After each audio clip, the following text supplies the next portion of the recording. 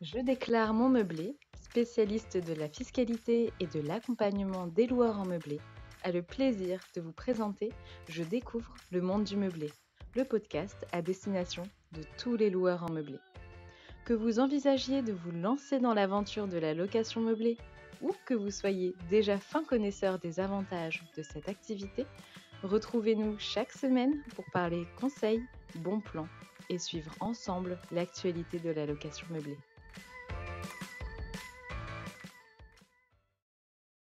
Bonjour à toutes et à tous et bienvenue dans ce quatrième et dernier épisode de notre podcast consacré à la fiscalité des meublés de tourisme. Aujourd'hui, après avoir abordé les changements apportés à la location saisonnière par la loi de finances 2024, les régimes fiscaux accessibles aux loueurs saisonniers et les taxes liées à l'activité de location saisonnière, nous allons changer légèrement d'univers et laisser quelque peu de côté les questions fiscales pour nous intéresser à l'activité de location saisonnière en elle-même, avec un épisode portant sur nos conseils pour optimiser et gérer au mieux votre activité de location saisonnière. Et pour cela, nous aborderons successivement la question de savoir comment favoriser la mise en location de votre bien, puis les points importants à garder à l'esprit au moment d'établir un contrat de location saisonnière. En premier lieu, lorsque l'on évoque la location d'un meublé de tourisme, se pose la question de l'éventuel classement du bien. Cette procédure, qui n'est nullement obligatoire, a trois avantages pour les loueurs en meublé. En premier lieu, lorsque l'on évoque la location d'un meublé de tourisme, se pose la question de l'éventuel classement du bien. Cette procédure, qui n'est nullement obligatoire, a trois avantages pour les loueurs en meublé. Le premier avantage se trouve en matière fiscale, puisque le classement du bien permet, pour les loueurs qui relèvent du régime microbique, d'obtenir un abattement supplémentaire au moment du calcul de leur résultat imposable par l'administration fiscale, si toutefois ils respectent quelques conditions. En effet, depuis la loi de finances 2024, le classement d'un meublé de tourisme ne suffit plus, à lui seul, à obtenir un abattement supplémentaire. Il est maintenant conditionné à des critères géographiques et à un certain plafond de recettes annuelles pour l'activité de location meublée. Pour en apprendre plus sur le sujet, et si ce n'est pas déjà fait, vous pouvez aller écouter le deuxième épisode de cette série, Location saisonnière, régime réel versus régime microbique, pour connaître tous les détails relatifs à cet abattement supplémentaire. Sur ce point, il faut également garder à l'esprit le potentiel impact de la proposition de loi numéro 1176 qui a été votée à l'Assemblée nationale le lundi 29 janvier dernier. Cette dernière prévoit actuellement une nouvelle réforme des seuils et abattements du régime microbique, notamment dans le cas d'un meublé de tourisme classé. Toutefois, le processus législatif n'en est encore ici qu'à ses débuts, et il est nécessaire d'attendre, à minima, le passage de la proposition de loi devant le Sénat pour y voir un peu plus clair. Deuxième avantage du classement d'un bien, en principe, et sauf décision contraire de la commune où il est situé, le classement permet d'être exonéré du paiement de la CFE. Enfin, il ne faut pas négliger l'importance du classement sur le plan commercial, puisqu'il garantit à vos locataires que le logement répond à des critères précis en matière d'équipement, d'accessibilité ou encore de confort. Un bon classement donne ainsi à un bien davantage de chances d'attirer l'attention des locataires pendant leur recherche et du même coup vos chances de le mettre en location. C'est la raison pour laquelle, si votre bien fait l'objet d'un classement, il ne faudra pas manquer de communiquer sur ce dernier par le biais de l'annonce de mise en location. Et cette annonce de mise en location constitue justement le second point sur lequel nous allons nous pencher. Cette étape est un moment clé pour tous leurs saisonniers, car l'annonce représente le premier point de contact et le premier aperçu que les locataires saisonniers auront de votre bien. Avant toute chose, il est toujours bon de soigner l'aspect visuel et le contenu de l'annonce. Plus les photos que vous communiquerez mettront en valeur votre bien, avec de bonnes conditions d'exposition et un bon angle pour la prise de vue, et plus elles contribueront à intéresser vos futurs locataires. Elles constituent également un excellent moyen de mettre en valeur la décoration et l'aménagement du logement, ainsi que son aspect accueillant. Or, ces derniers jouent souvent un rôle crucial car ils contribuent au bien-être des locataires et augmentent les retours positifs sur le bien. Si le visuel compte pour beaucoup, les informations contenues dans l'annonce ne sont pas à négliger.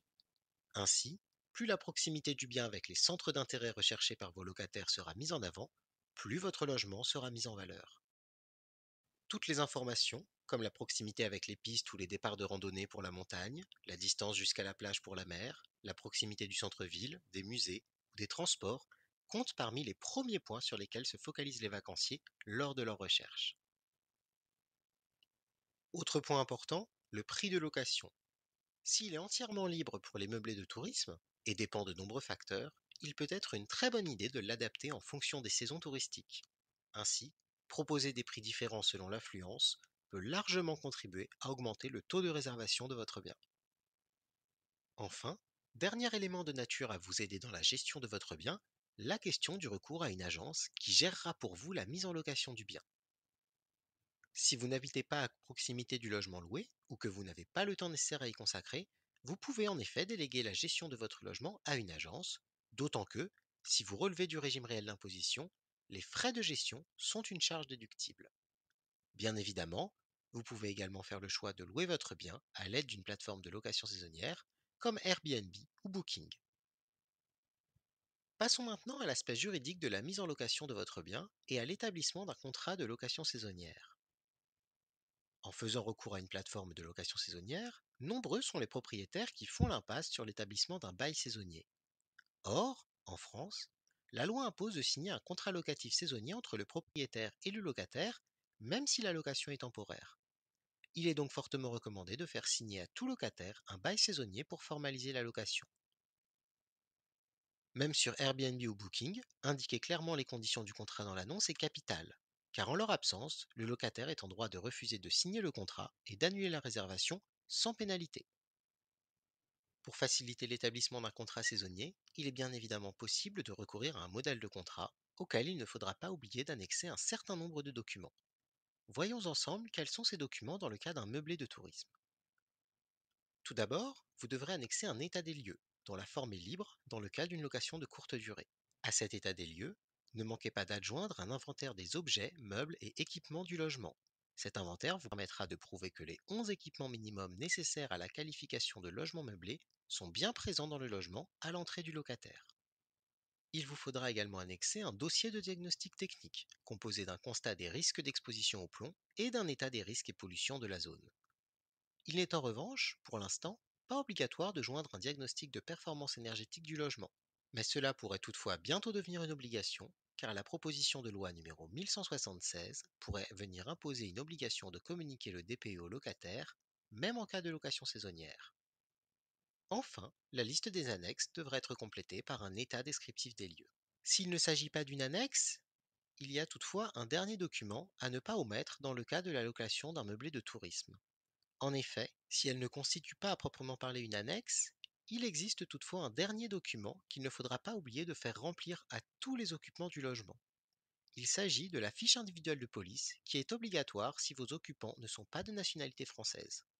Vous devrez ensuite conserver ces fiches pendant une durée de 6 mois et être en mesure de les fournir aux autorités compétentes si elles vous en font la demande.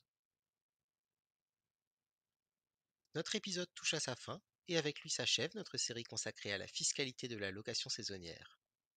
Nous espérons que nos conseils se sont avérés utiles, et si cela a été le cas, n'hésitez pas à écouter notre prochaine série intitulée Louer son bien pendant les Jeux Olympiques, afin de tout savoir au sujet de la mise en location d'un bien pendant cette période, qui s'annonce très importante en matière de location touristique, et cela partout en France. Si vous avez aimé notre podcast, faites-le nous savoir et n'hésitez pas à vous rendre sur notre site internet, à nous suivre sur les réseaux sociaux ou encore à nous contacter directement par téléphone ou par mail à l'adresse contact@jedéclaremonmeublé.com.